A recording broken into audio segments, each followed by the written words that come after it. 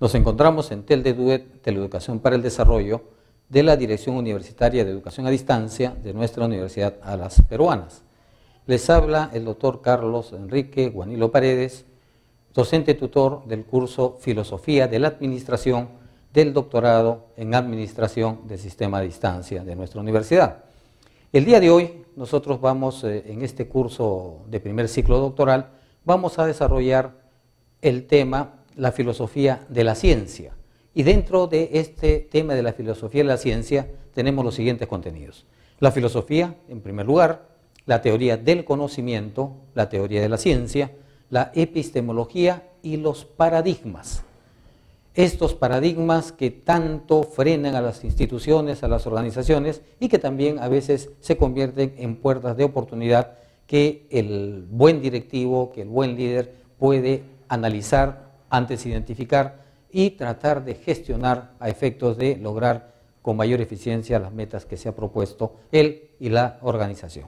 Vamos a tratar entonces el día de hoy en esta, digamos, exposición breve, porque así lo exige el formato de nuestro sistema, el tema, los paradigmas. Y vemos acá, ¿no es cierto?, una figura en la cual nosotros identificamos al paradigma, o lo representamos más precisamente. Vemos ahí que algo se mueve, pero realmente no se mueve nada. Y nosotros asumimos que se está moviendo. Bien, ese es un paradigma porque estamos asumiendo como cierto algo que lo hemos visto muchas veces que es estático, pero que aparentemente nos hace ver una figura que no es real. Thomas Kuhn es uno de los estudiosos más importantes del siglo XX, del siglo que pasó, pero que sus conocimientos siguen siendo aplicables, que nos desarrolla muchos conceptos sobre lo que es paradigma y que vamos a ver en los minutos siguientes. Un poco antes, Peter Drucker, el propulsor, digamos así, del enfoque, porque no es una escuela, es un enfoque, el enfoque neoclásico de la administración, ya nos había definido qué cosa es paradigma. Y cómo Peter Drucker nos define paradigma. Nos define como una asunción que los tomadores de decisiones en las organizaciones asumen como ciertos, como verdades indubitables. Y eso es precisamente un paradigma. Tenemos nosotros diversos tipos de paradigmas. Tenemos paradigmas domésticos, paradigmas alimenticios, paradigmas empresariales. Hay diversos tipos de paradigmas, pero todos ellos nos hacen ver circunstancias que ni siquiera nos interesa cuál es el origen, solamente nos interesa que existen.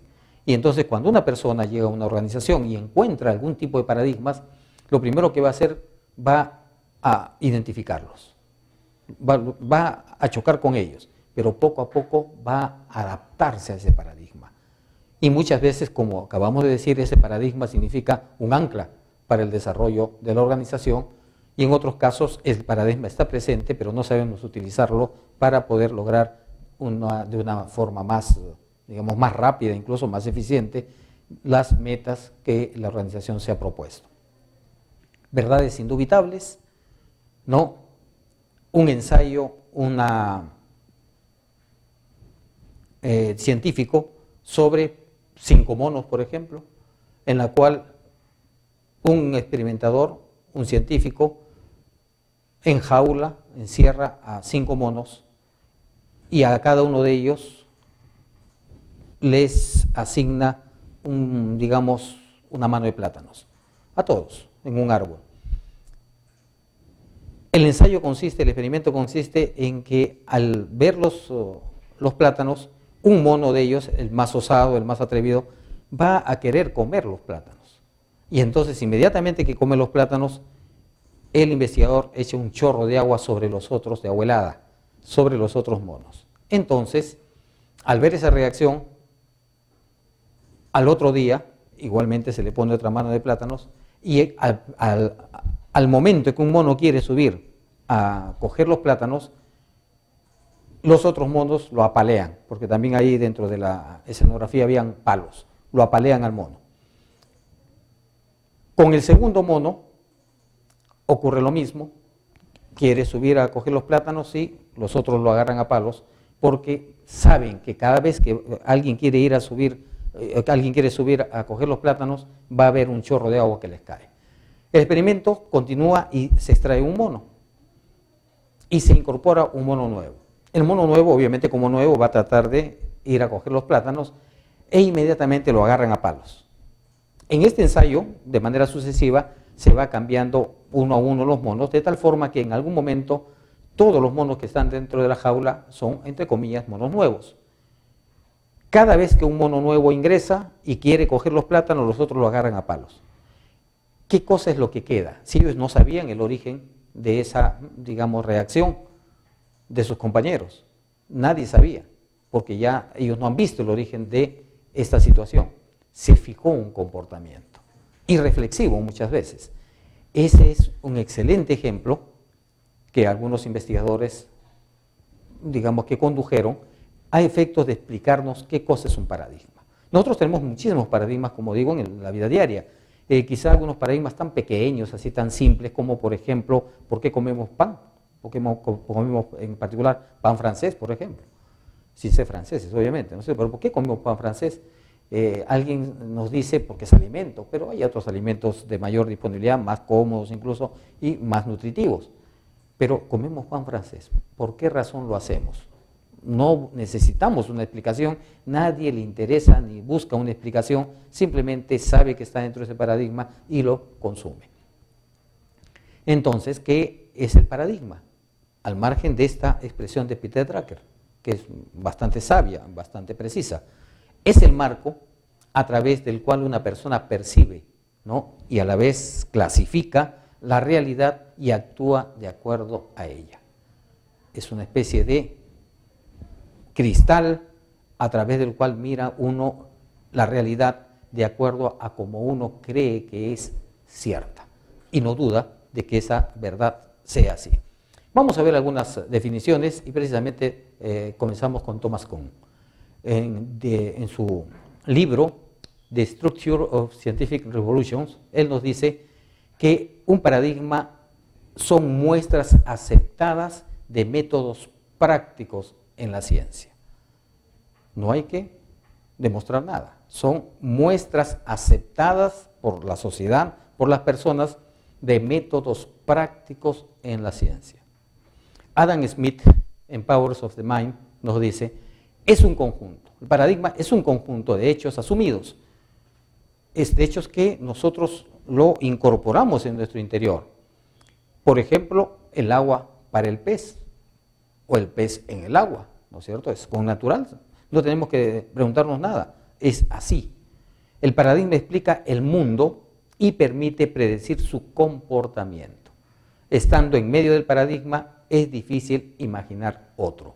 Y en esta acepción de Adam Smith, nosotros tenemos una práctica diaria en nuestro vocabulario, digamos, usual, ordinario, común, pueblerino. Dice que un clavo saca otro clavo.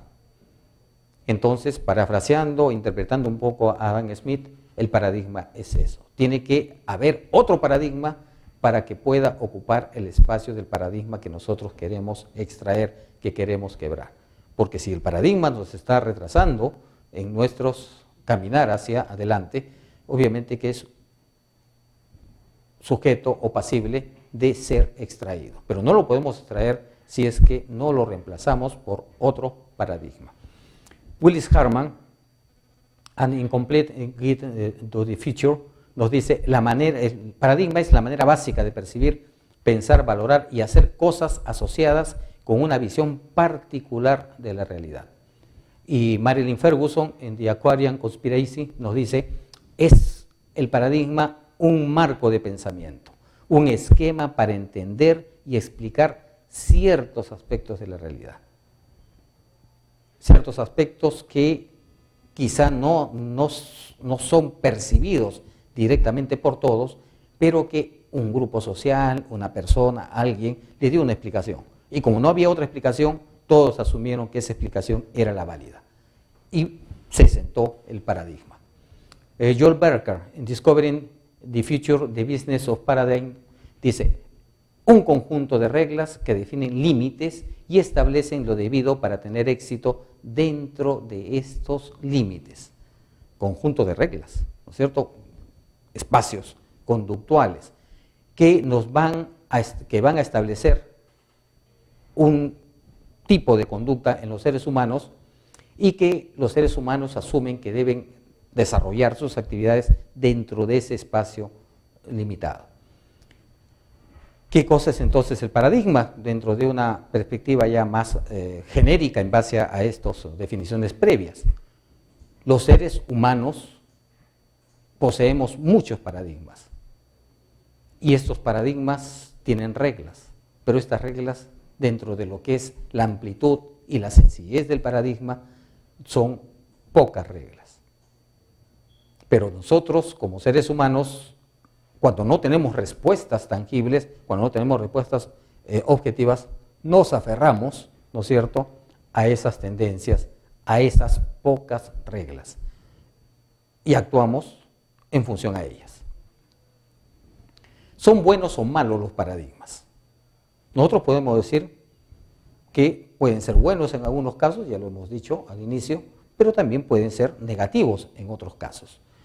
Pero una vez que se incorpora el paradigma, nos va a ayudar a resolver problemas, nos da respuestas a priori. Ya ahorramos ese tiempo en analizar el caso, analizar el fenómeno, buscar una respuesta, ya nos da una respuesta a priori y nos ahorra tiempo en muchos casos.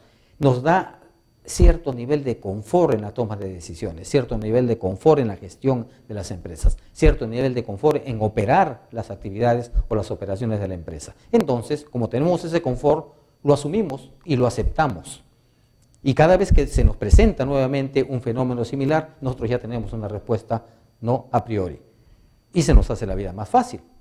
Si las situaciones van a ser similares, entonces el paradigma nos va a ahorrar ¿no? un tiempo enorme, ¿no? porque tenemos situaciones similares. Bien, y vamos a tomar decisiones inmediatas. Pero si las situaciones del entorno, básicamente, cambian, el paradigma en cierta medida se inutiliza. El paradigma ya no tiene el mismo efecto y ahí es cuando debemos cambiar de paradigma en lo positivo. Bien, los paradigmas entonces, según estos criterios que son generales obviamente, no podemos considerarlos ni buenos ni malos. Va a ser esta categoría, esta calificación de acuerdo a las circunstancias. Por una parte, nos van a permitir operar con éxito en el ámbito delimitado por el paradigma, dentro de esas reglas, dentro de esas políticas, digamos así, y por otra parte, simplemente no permiten ver posibilidades diferentes a las contenidas en el mismo paradigma. En consecuencia, si nosotros queremos estar inmersos y actuar exitosamente en una sociedad como la actual, con sus exigencias, con sus retos, pero también con sus oportunidades, nosotros debemos innovar. Y cuando nosotros vamos a innovar o queremos innovar o nos exige el mundo global innovar, tenemos que desprendernos de muchos paradigmas. Y eso, digamos que es lo más fácil, pero a la vez es lo más difícil. Es lo más fácil porque nos facilita el tema, el paradigma, pero es lo más difícil porque el cambiar un paradigma por otro no es una cuestión simple. Muchas veces tienen que pasar situaciones críticas en la empresa para que nosotros nos demos cuenta que hemos estado gestionando y viviendo empresarialmente dentro de un paradigma y que nos impedía poder seguir avanzando y seguir creciendo para poder después desarrollar. Nos decía Albert Einstein que es más fácil desintegrar un átomo que un preconcepto. Y este preconcepto en la visión de Albert Einstein es precisamente un paradigma. Para lograr resultados diferentes, entonces, es necesario desafiar estos paradigmas y tender, trabajar, propiciar el cambio de paradigma. En consecuencia, un cambio de paradigma, un cambio en las reglas, ¿no? que ya nos estorban, que ya nos molestan, significa el primer paso, la primera decisión hacia el cambio organizacional. Hemos visto algunos paradigmas en el transcurso de nuestra breve conversación y vamos a conversar sobre otros de tipo general, como por ejemplo el surgimiento después de la Segunda Guerra Mundial de Japón, como una superpotencia económica, pero que después nuevamente decae, ¿no? Y nosotros seguimos pensando que Japón sigue siendo el ejemplo mundial cuando últimamente ya no lo es. Bien, por ejemplo, cae la Unión Soviética y nosotros decimos o esperábamos que hubiera una guerra cruenta entre Oriente y Occidente para que recién caiga la Unión Soviética. Pero a través del glasnost, de la perestroika, el mismo Estado soviético asume el cambio. Y todo ese paradigma que nosotros teníamos de la guerra nuclear, ¿no es cierto?, del fin del mundo, y que no había otra forma de ver la realidad en ese conflicto, en la Guerra Fría, simplemente se ve absolutamente desarticulado, cambiado por una actitud que nace en la misma Unión Soviética. Bien, hablábamos en África del Sur, en Sudáfrica, por ejemplo, el apartheid, ¿no es cierto? Esta, digamos, política práctica, ¿no?, racista, ¿no?, segregacionista, de quienes eran dueños de ese territorio, ¿no?, que es, digamos, la etnia negra del África, que ellos son los dueños de ese territorio. Los africanos normalmente son de África, ¿no es cierto? Entonces, eran de ellos. Pero un enclave inglés se ubica en Sudáfrica y comienza, ¿no es cierto?, esta política nefasta del apartheid, ¿no? Todos pensaban que el apartheid nunca iba a poder tener una solución, no era viable tener una solución, sino a partir de una guerra. En todo caso, algunos de las dos partes tenían que abandonar el espacio, fundamentalmente las etnias más débiles, ¿no?, como eran las etnias propias de ese espacio del sur del África, pero al final no, digamos, en un espíritu conciliador, ¿no es cierto?, se llega a un acuerdo social y entonces no hay matanzas, no hay genocidio, no hay nada, que era lo que se esperaba dentro de nuestro paradigma, ¿verdad? En el ámbito de nuestro, digamos, razón de ser profesional, por lo menos parcial, ¿no?, en algún caso, el mío en particular, en el ámbito universitario, se decía que el título universitario garantizaba un nivel social, una posición social diferenciada en el ámbito, digamos, geográfico, por decir algo, ¿no?, en la sociedad. Pero vemos que ahora ese paradigma ya no tiene mayor vigencia, porque un título universitario ya no garantiza, ¿no es cierto?, una diferenciación.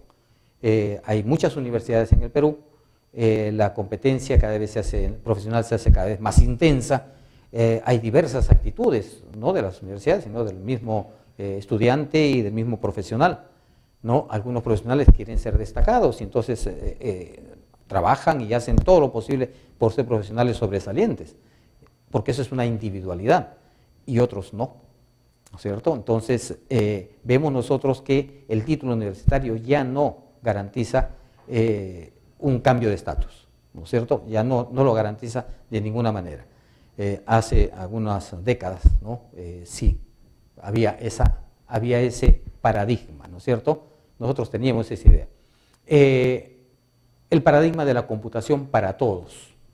Nosotros hace algunos años decíamos la computación es elitista, no todos pueden tener una computadora, y pensábamos que eso siempre iba a pasar, ¿no?, que siempre iba a haber esa restricción porque la computadora era muy cara. Vemos ahora que la computadora se ha masificado. Tenemos laptops y las tablets, que son sistemas también que tienen más o menos las mismas funcionalidades, o las computadoras, las PCs comunes y corrientes, que están a precios bastante bajos, ¿no es cierto?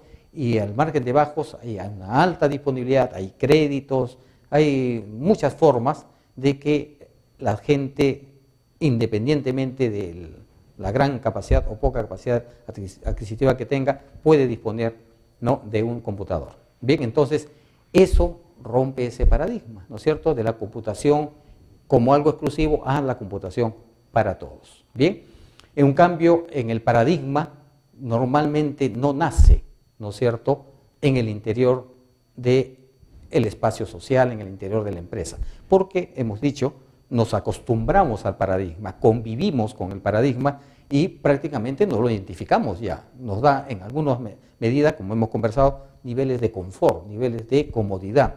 Y entonces no lo advertimos, ya no nos interesa. Esa es la característica del paradigma.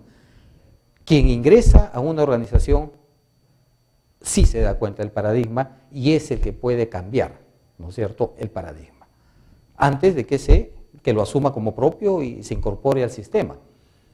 El graduado reciente, por ejemplo, el científico que se traslada de un área a otra, son aquellos que podrían cambiar paradigmas, porque vienen con mentalidad diferente, vienen con una serie de conceptos teóricos que están buscándolo poner en práctica, y entonces van a ser los que en primer lugar identifiquen el paradigma, vean, lo califiquen, vean si es útil o no es útil, y entonces traten de cambiarlo si es que no es útil, o traten de mejorarlo, de internalizarlo más si es posible, si es que es útil. Si lo hubiera pensado, diría alguien, no lo habría hecho. La literatura está llena de ejemplos que dicen que esto no se puede hacer. Y esto es, digamos así, retórica común, ¿no es cierto? Si lo hubiera pensado, no lo habría hecho. Vale decir, hay gente que, por ejemplo, quiere hacer un negocio y no toma la iniciativa. No toma la iniciativa, pasa el tiempo, porque está dentro de ese paradigma de que puede fracasar. Y de repente en una de esas se anima, ¿no? Rompe el paradigma, invierte, corre el riesgo y de repente tiene unos resultados increíbles, ¿cierto? Pero tuvo que romper el paradigma, ¿bien? Spencer Silver, el inventor de los adhesivos usados en los POSIT de 3M, tuvo que decidir después de muchísimo tiempo, ¿no?, invertir en este tema de los autoadhesivos. Él decía, ¿qué interés va a tener para alguien, ¿no?, un papelito, ¿no es cierto?, de color, y antes era solamente blanco, ¿no?, un papelito para tomar notas? ¿Qué negocio podría ser ese? Pero rompió el paradigma de la libreta, rompió el paradigma digamos, de los blocs de notas, y se convirtió el POSIT, ¿no es cierto?, en un elemento imprescindible en muchas oficinas. Un POSIT se pega en la pared, se pega en el monitor, no daña nada, no, ese pegamento es especial, nos avisa a través de diversos colores que vamos a tener algo acá, una cita, una reunión, un dato, ¿no? El POSIT se convirtió en algo fundamental y dejó de lado el paradigma del blog, el paradigma del cuaderno, ¿no?, para los datos específicos. El cuaderno está cerrado muchas veces, el POSIT está ahí, ¿no?, expuesto, listo para darnos una información, y es algo tan elemental, pero sumamente útil. Se tuvo que quebrar un paradigma que no aceptaba papelitos sueltos, por ejemplo, ¿no?, y que no aceptaba que, por ejemplo, algo pudiera pegarse. No se podía pegar porque el pegamento malogra la superficie, pero el POSIT no malogra ninguna superficie. Entonces, es un elemento revolucionario a pesar de su extrema sencillez. ¿Cuáles son los objetivos que hemos perseguido y que seguimos persiguiendo, porque todavía no acaba la semana, ¿no?, en esta unidad? Cuestionar a partir de la filosofía, describir las características de la teoría del conocimiento, explicar el momento epistemológico de la investigación y examinar el ámbito de los paradigmas. No olviden, hay que preparar y entregar la actividad número 1 y sustentarla, ¿no?, en las fechas previstas. Muchísimas gracias por su atención.